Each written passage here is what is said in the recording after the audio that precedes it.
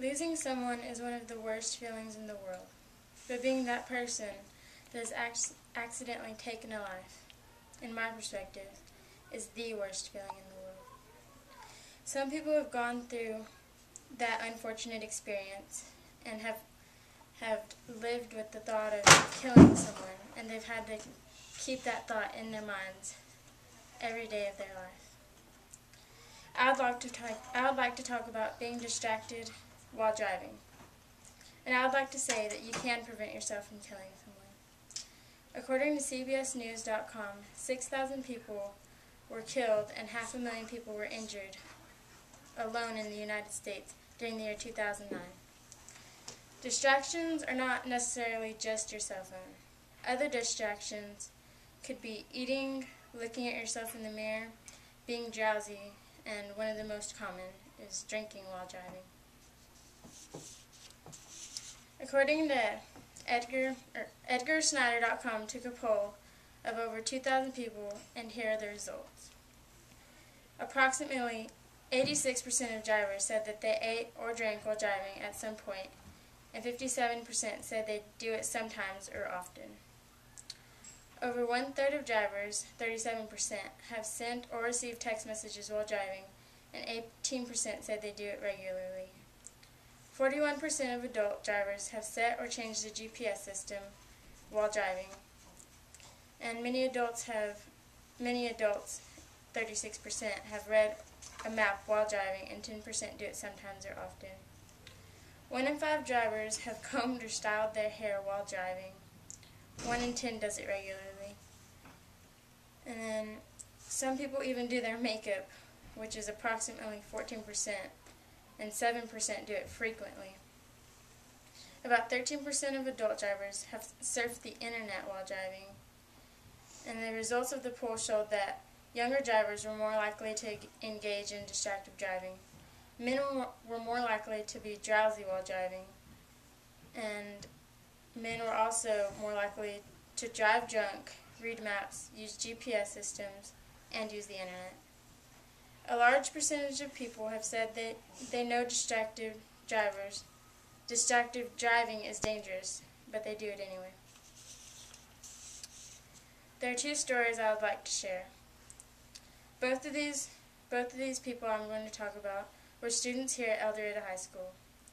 I would first like to talk about David Hernandez.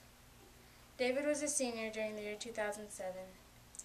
That February, before he could even graduate, he was in a car crash. And David was on a trip with his friends. They went to Mexico.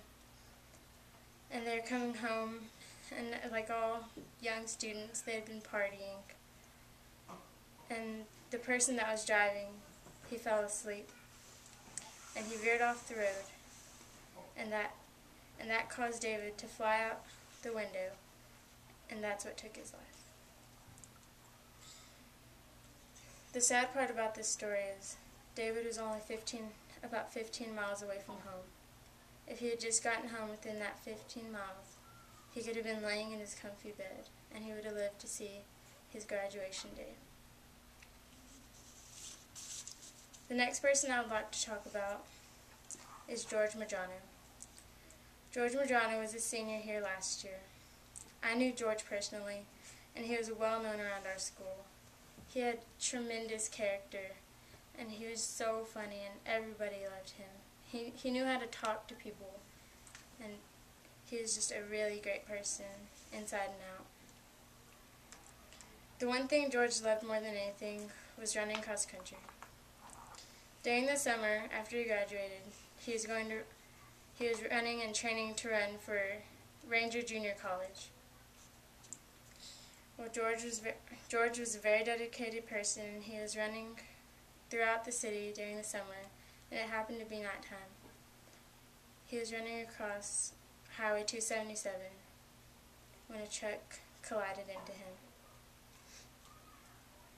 him. This all happened during the month of June of 2011. He was rushed to the emergency room,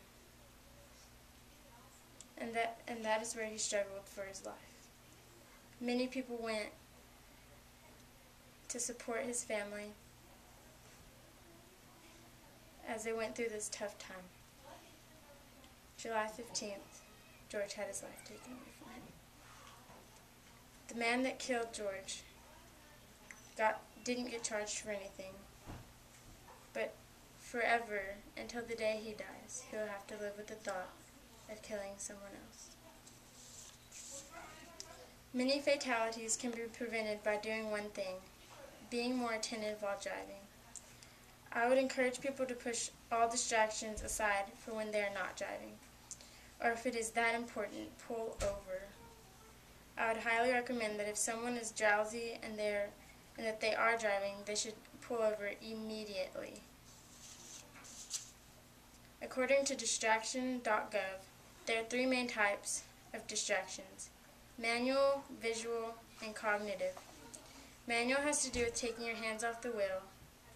Visual is basically being drowsy, and cognitive is taking your mind completely off of the road. I believe that if everybody kept their hands on the wheel, kept their eyes open, and focused on the road in front of them, then there would be a huge decrease in the amount of fatalities. It is up to the driver to make these decisions that can save not only their lives, but the lives of others.